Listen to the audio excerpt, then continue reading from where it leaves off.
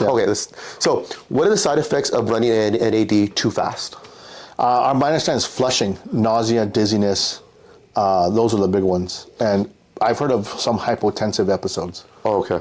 Yeah. So just if you're going to get NAD, make sure you do it with someone that has the background on how to compensate some of those. Right, and if you're going to do the higher dosing NAD, I would probably find a functional medicine physician who is certified in functional medicine. And would you recommend them taking Zofran before doing this treatment? For our population, we don't need that. Okay. So once again, that'd be outside our realm because we don't use the higher end dosing. But for where we're at, our dosings are not strong enough to induce those symptoms. Have you heard of anyone having a bad reaction with an hour and a half with the dosages you're doing? Not at all, zero. Okay, cool. We actually get a little bit more flushing and nausea with vitamin C. Okay. IV. Yeah, I've heard of like mega dosing vitamin C, and now that there's a new study that they're going to start using vitamin C in conjunction with chemotherapy. As an antioxidant. Yeah. But the current dosing right now is anywhere from 60 to 90 grams of IV in the IV, and that's a lot. Mm-hmm. We don't mix that here. Mm-hmm. It's I would probably have to go to someone would have to go to an infusion clinic. But yes, sir, we have seen that study. Yeah. So you said you see more complications with people taking vitamin C here, right? No, I'm saying that we've had about maybe 1 or 2 patients who've had a little bit of flushing with vitamin C IV infusions, but in comparison to NAD, we've had 0.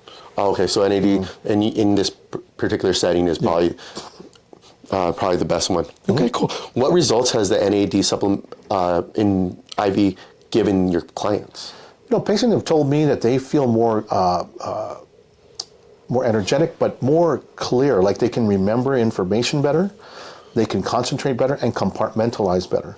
As men, well, we're really good at multitasking, compartmentalizing, and doing, thinking about multiple things at once.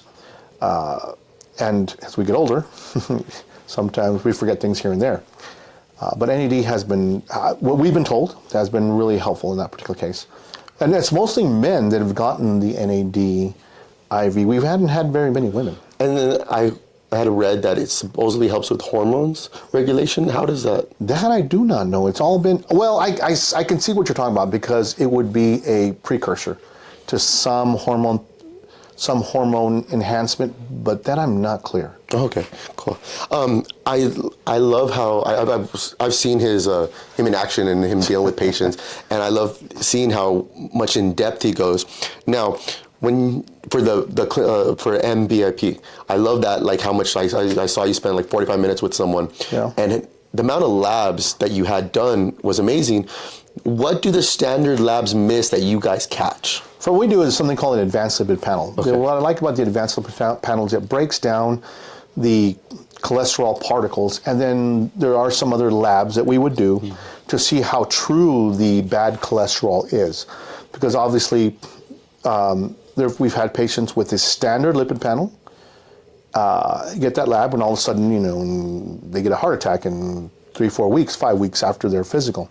With MDVIP, we break down the cholesterol particles that truly cause inflammation on the inside of the artery of the heart or thickening of the inside of the artery of the heart.